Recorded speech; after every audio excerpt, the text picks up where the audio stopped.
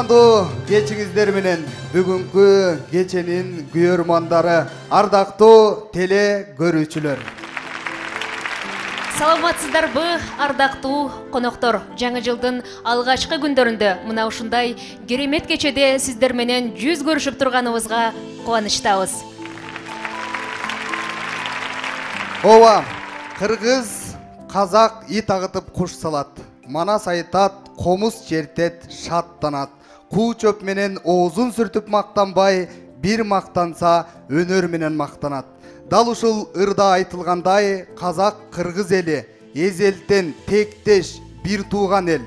Дал бүгүн мына ушул эки элдин ырын, сырын, жеңишин даңктаган кече башталып турат. Анда эмесе ачык деп жарыялайбыз. Ооба, өмүр бизден өтүп кетсе, эл эмгектен эскерсин деп залкар жазуучубуз Аалы Токонбаев жазгандай, кайсы элде болбосун өз заманында чыгармалары менен өчпөс из калтырган залкар инсандар болот. Мына ушундай инсандардын бири боордош казак элинин классик акыны Мукагали Макатаев.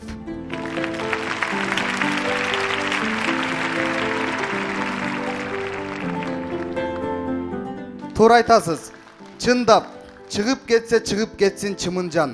Чындык үчүн чыңырганым чыңырган.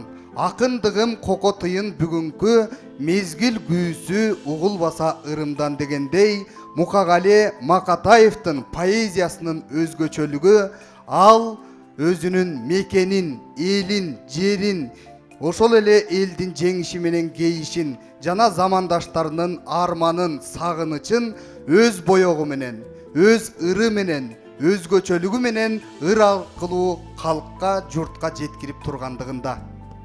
Туура айтасыз. Кайталангыс чеберчилик менен Макатаев нагыз поэзияга гана таандык өзгөчө образдар менен өз поэзиясын чыгармачылыктын туу чокусуна жеткире билген кылым акыны десек жаңылышпайбыз. Мына ушул кылым акынынын ырларын бүгүнкү күндө кыргыз журтчулугу дагы сүйүп окуйт. Кыргыз элинин жүрөгүнөн, көкүрөгүнөн орун тапты. Ал эми акындын ырлары кыргыз журтчулугуна жайылышына сөзсүз түрдө котормочулардын салымы өтө чоң десек болот. Албетте, мына ушундай таланттуу котормочулардын бири Кыргыз Республикасынын эмгек сиңирген артисти Жипариса Көчөрбаева. Демек, бүгүнкү кечеде биз Мукагали Макатаевдин ырларын Жипариса Көчөрбаеванын которуусунда угабыз. Жипариса Көчөрбаева драма жана кино актрисасы, режиссер, Кыргызстанда көчө театрын негиздеген, жайылткан актриса, продюсер, котормочу, кыскартып айтканда көп кырдуу талант. Дал ушул талант Мукагали Макатаевдин бир топ ырларына кайрылып, кыргызчага которуп, эсиңе мени аларсың аттуу ырлар жыйнагын чыгарган. Бул китеп обончу композитор Нуркан Турсунбаевди дагы өзгөчө таасирлентип, 50дөн ашык обон жазат. Демек, бүгүнкү кеченин жаралышына дагы дал ушул себеп болуп турат.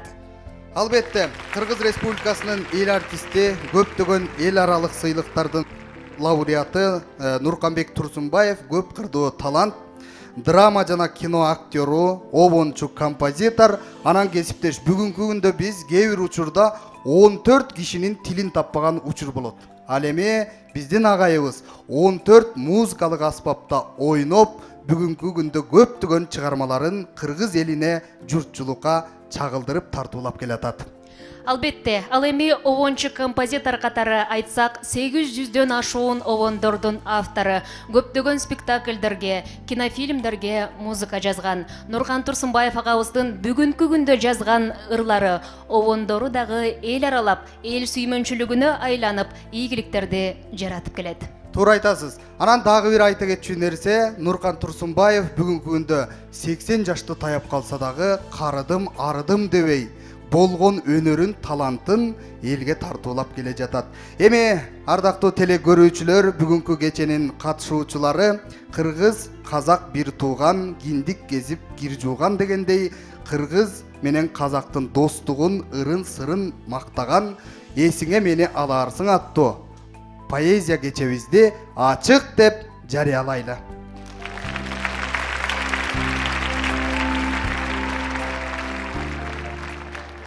Урматтуу замандаштарым, урматтуу казак боордошторум, кандаштарым, бир туугандарым, жаңы келген жаңы жылыңыздар менен куттуктап коюуга уруксат этиңиздер.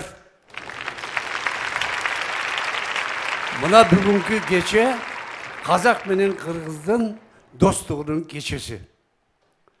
Мен бала кезден казактын улуу залкарлары менен алардын өмүр баяндары менен тааныш элем.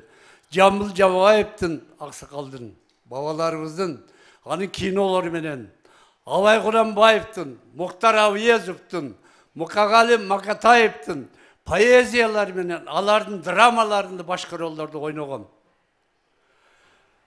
Бүгүнкү кече ошол Мукагали Макатаевдин котормолоруна арналат. Эми казак менен кыргызда бир улуу сөз бар, алтындарым. Бир уйдун мүйүзү сынса, миң уйдун мүйүзү зыркырайт дейт. Мына жакында Казакстанда бир аламат болуп кетти. Ушуну кыргыз журтчулугу жүрөгү менен кабыл алды. Ошолор ыйласак биз кош ыйладык. Демек бул биздин башыбыздан өткөн. Ошондуктан сиздердин атыңыздардан жалпы казак элине кайгыруу менен көңүл айтып коюуга уруксат этиңиздер.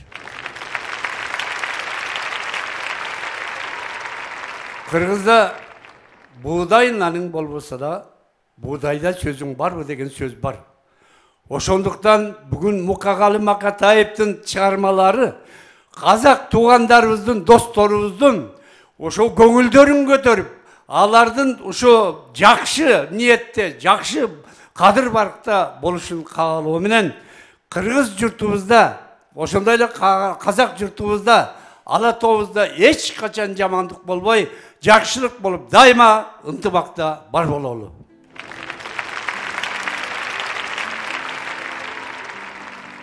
Эмесе мына ушул улуу таланттардын чыгармаларынан турган бүгүнкү кечени баштайды.